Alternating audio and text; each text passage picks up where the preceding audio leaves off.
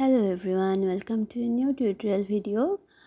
বারবার আমরা যে ফুলটার রিকোয়েস্ট পাই সেটা হচ্ছে পিওনি ফুল। এই ফুলের আগেও একবার টিউটোরিয়াল দিয়েছি, তবু বারবার আপুরা রিকোয়েস্ট করেন যে আপু পিওনি ফুলটা এঁকে দেখান। তো ভাবলাম আজকে আর একটা কালার কম্বিনেশনে এই ফুলটা এঁকে দেখাই।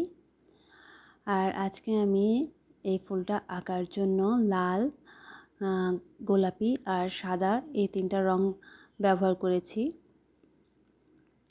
আর তুলি নিয়েছি একটা মপ ব্রাশ সাইজ 10।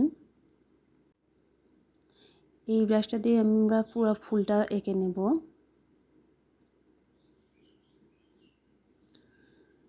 পিওনি আপনারা ড্র করে নিয়ে তারপর পেন্টিং করতে পারেন, আবার সরাসরিও করতে পারেন। তো আমি এখানে আগে ফুলটা এঁকে নিয়েছি।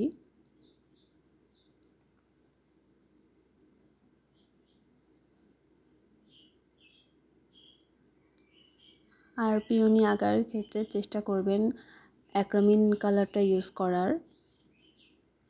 অ্যাক্রিলিক কালার ইউজ করলে শক্ত হয়ে যেতে পারে ফ্যাব্রিকটা, যেহেতু ফুলটা একটু বড়, তাই শক্ত হয়ে গেলে পোশাকে ভালো লাগবে না।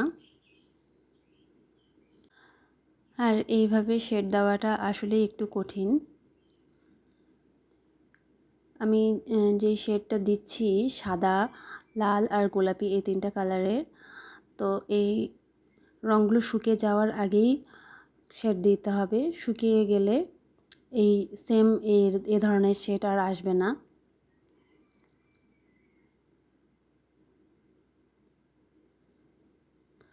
আর পাপড়িগুলোর একদম ভিতরের দিকে আমি সবচেয়ে ডার্ক কালার যেটা মানে লাল রঙটা ব্যবহার করেছি। তারপর মাঝখানে দিয়েছি গোলাপি আর লালটা তারপর ব্লেন্ড করে দিয়েছি। সব শেষে পাপড়ির একদম শেষের দিকে দিয়েছি সাদা কালারটা।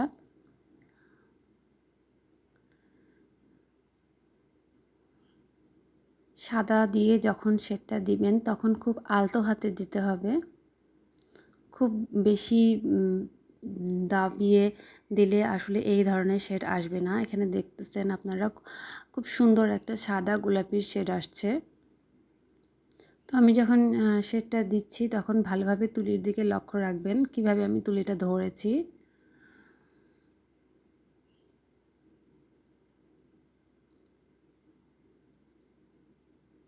এবং অবশ্যই গোলাপির পোর্শনে যখন আসবে তখন ব্লেন্ড করে দিতে হবে। আজকে আমি পুরো ফুলটাই এঁকে দেখিয়েছি, কোনোখানে স্কিপ করিনি ভিডিও, যেন আপনারা ভালোভাবে বুঝতে পারেন, যেহেতু এই ফুলটার শেড দেওয়াটা একটু কঠিনই। তো আপনারা যদি বারবার লক্ষ্য করেন কিভাবে দিচ্ছি তাহলে সহজেই বুঝতে পারবেন। আর এই ফুলটা যদি আপনারা কেউ ট্রাই করেন তাহলে আমাকে ছবি দিতে পারেন, আমাদের গ্রুপেও পোস্ট করতে পারেন। আমাদের দ্বিভুজের যে গ্রুপটা আছে। আর পেন্টিং নিয়ে কোনো প্রবলেম ফেস করলে আমাদের গ্রুপে পোস্ট করে জানাতে পারেন। এই তো ফুল আঁকা মোটামুটি শেষ।